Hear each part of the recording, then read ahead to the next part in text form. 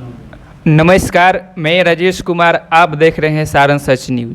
जो अभी हम उपस्थित है कदना में, जो आइए एक अच्छे खासे पत्रकार है, समाज सेवी, जो इनका नाम है उमेश यादव जी। आइए थोड़ा इनसे हम बात करने के लिए प्रयास कर रहे हैं। जी बोला जाए। सर जी, आपका हमारे चैनल पर बहुत बहुत स्वागत है, सारण सच न्यूज पे। आपको भी यहाँ पर आने के लिए बहुत बहुत धन्यवाद और सारण सच तक में आपका बहुत बहुत स्वागत है। हम आज देख रहे हैं विशेष राज्य का दर्जा, जो अभी तक जितना भी लोग आता है नेता लोग कि हम अब दिला देंगे, ये काहे अभी तक नहीं मिल रहा है विशेष राज्य का दर्जा? इसके बारे में कुछ बताइए। देखिए, ये तो सवाल आपको सरकार से पूछनी चाहिए, डबल इंजन की सरकार से पूछनी चाहिए। आपको तो हिम्मत होगा नहीं। हम क्या कर सकते हैं? हम सरकार चला रहे हैं, हम बेवकूफ़ बनाए हैं विशेष राज्य के दर्जा के नाम पर। हम वोट लिए, हम सांसद बने, हम विधायक बने, हम सरकार चला रहे हैं। हम तो चला नहीं रहे हैं। ये दायित्व बनता है बिहार के माननीय मुख्यमंत्री नीतीश जी को। नीतीश जी, उनका कुर्सी प्यारा है कि देश की जनता के, बिहार की जनता के लिए, हक के लिए वो लड़ाई लड़ते हैं कि अपने कुर्सी के लिए लड़ाई लड़ते हैं? ये तो सवाल आपको उन्हीं से पूछना चाहिए।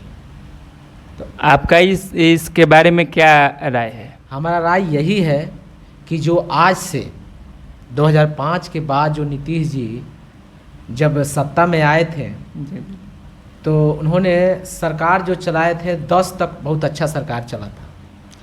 लेकिन 10 के बाद जो है नीतीश जी जो है वो भाजपा के जाके गोद में बैठ गए, आरएसएस के गोद में जाकर बैठ गए और उसी तरह उन्हीं के मार्गदर्शन से अपना सरकार जो है वो चला रहे थे। लेकिन जो आप 5 साल अच्छा काम कीजिएगा और 5 साल के अच्छे काम पर आप 10 साल देश की जनता और बिहार की जनता को नहीं न ठगिएगा। तो इस तरह हुआ है।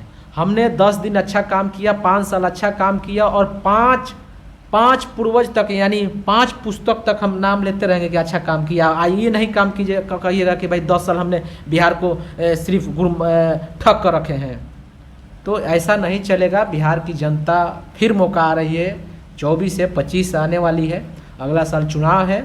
जनता इस पर सोचकर वोट करे। अच्छा, जो अभी तेजस्वी जी हैं, जो 24 में अभी लोकसभा का चुनाव हुआ, उसमें तो मान चलिए उनका तो जो हुआ सो हुआ, हार ही उनका हुआ। और जो 25 में जो आ रहा है, हारा जो हुआ, कौन कहता है?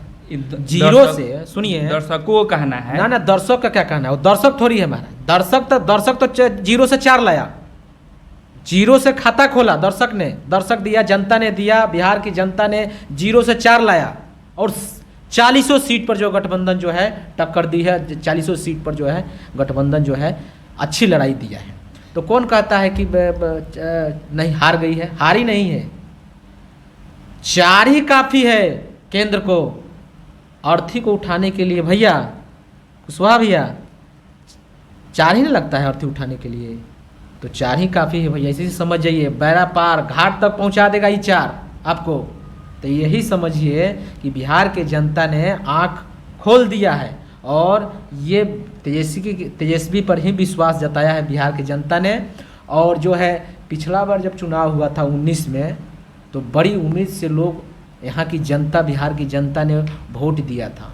जानते हैं आपको कितना सीट दिया था बिहार की जनता ने? अच्छा, हम तो 25 ना तो ठीक है, आप 25 का जिक्र करना चाहते हैं। हाँ, तो 25 का जिक्र। आप लोकसभा का भी नहीं जिक्र किए हैं जी। तो 19 में 40 में 39 सीट नीतीश के गठबंधन को, यानी बीजेपी गठबंधन को दिया था बिहार की जनता ने। तो क्या मिला? क्या मिला?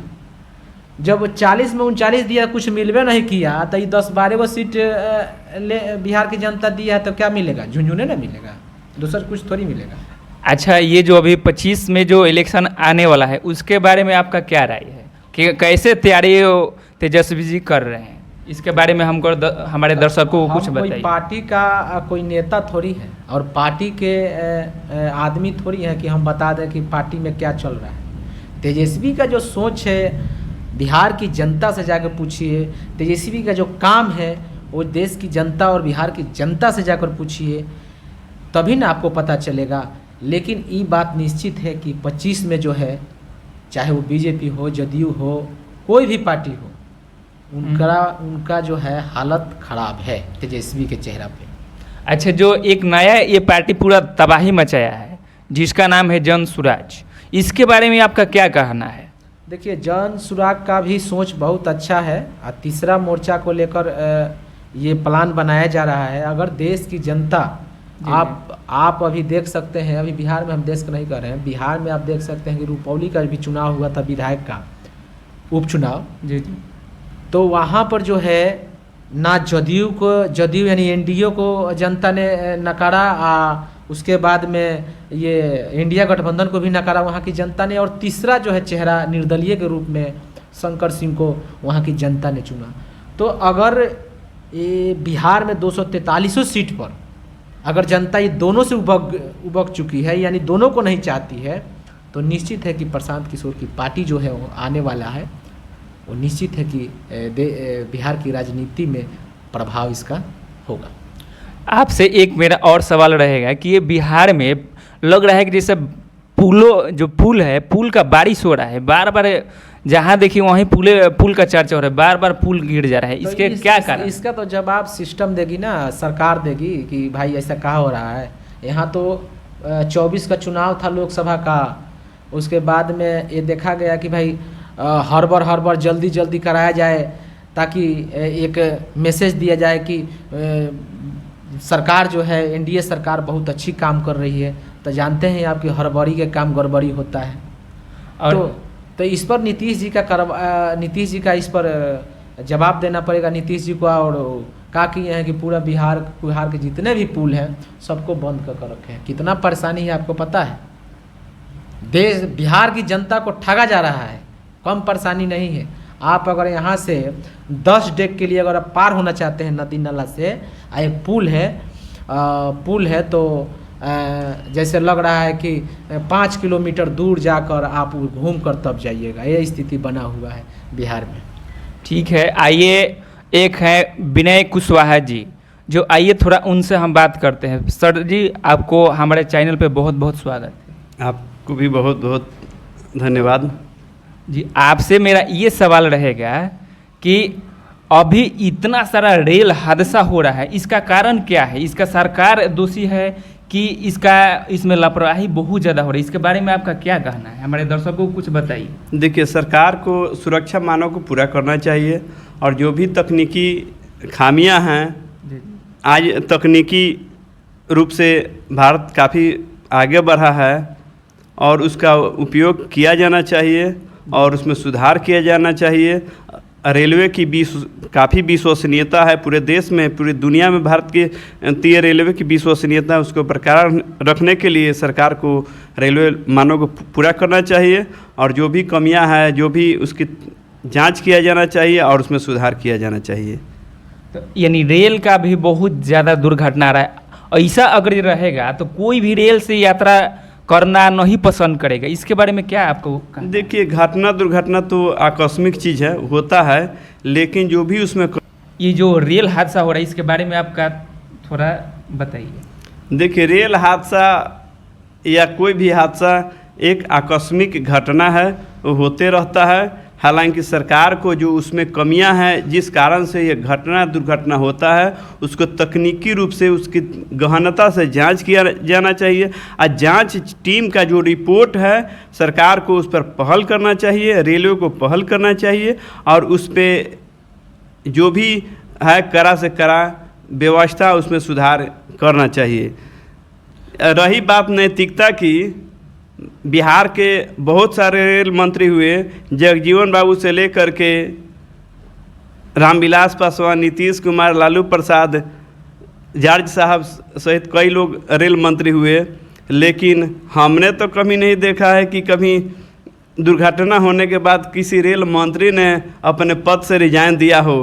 लेकिन इतना ज़रूर जानते हैं कि सुने हैं कि लाल बहादुर शास्त्री थे, जब भारत सरकार में रेल मंत्री थे, तो एक बार दुर्घटना हुआ था जिसमें लगभग 20-25 आदमी मारे गए थे। इसके बाद उन्होंने रेलवे की नैतिकता की जिम्मेदारी लेते हुए पद से त्याग पत्र दिया था।